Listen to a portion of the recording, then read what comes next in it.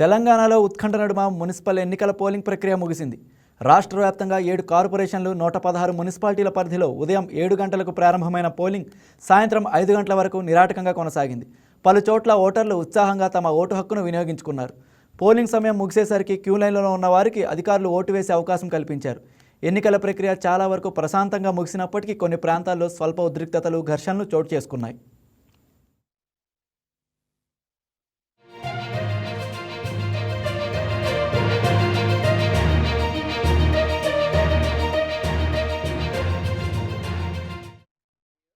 ముఖ్యంగా కరీంనగర్ కార్పొరేషన్ ఎన్నికల్లో తీవ్ర ఉద్రిక్తతలు చోటు చేసుకున్నాయి. నగరంలోని 58వ డివిజన్లో బీఆర్ఎస్, బీజేపీ కార్యకర్తల మధ్య తీవ్ర వాగ్వాదం జరిగి ఘర్షణకు దారితీసింది. పరిస్థితిని అదుపులోకి తెచ్చేందుకు పోలీసులు లాఠీచార్జ్ చేయాల్సి వచ్చింది. ఈ ఘటనలో పలువురు బీజేపీ కార్యకర్తలు గాయపడగా కొందరి చేతులు విరిగినట్లు సమాచారం. కేంద్ర మంత్రి బండి సంజయ్ వ్యక్తిగత ఫోటోగ్రాఫర్కు కూడా గాయాలయ్యాయి. దొంగ ఓట్లపై ఫిర్యాదు చేస్తే తమపైనే పోలీసులు దాడి చేశారని ఆరోపిస్తూ బీజేపీ నేతలు జిల్లా పరిషత్ కార్యాలయం ముందు రోడ్డుపై బైఠాయించి నిరసన తెలిపారు. దీంతో అక్కడ భారీగా పోలీసులను మోహరించారు.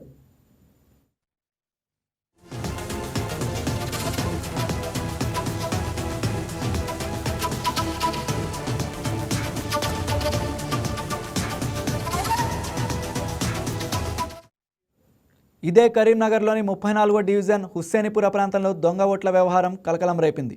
ఓ పాఠశాలలో ఏర్పాటు చేసిన పోలింగ్ కేంద్రంలో అక్రమంగా ఓట్లు వేస్తున్న 2 యువకులను స్థానికులు పట్టుకున్నారు.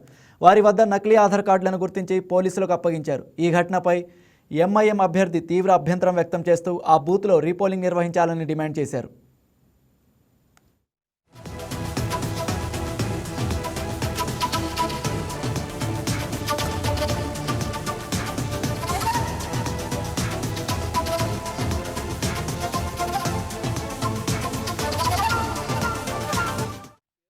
రాష్ట్ర వ్యాప్తంగా 2569 మున్సిపల్ వార్డులు, 412 కార్పొరేషన్ వార్డులకు ప్రజలు తమ తీర్పును బ్యాలెట్ బాక్సులో నిక్షిప్తం చేశారు.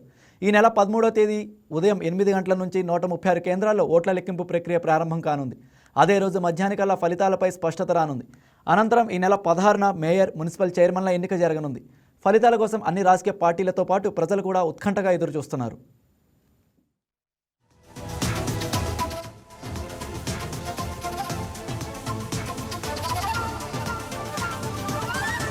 Please subscribe to YK TV Network. Please subscribe to YK TV. Please watch YK News.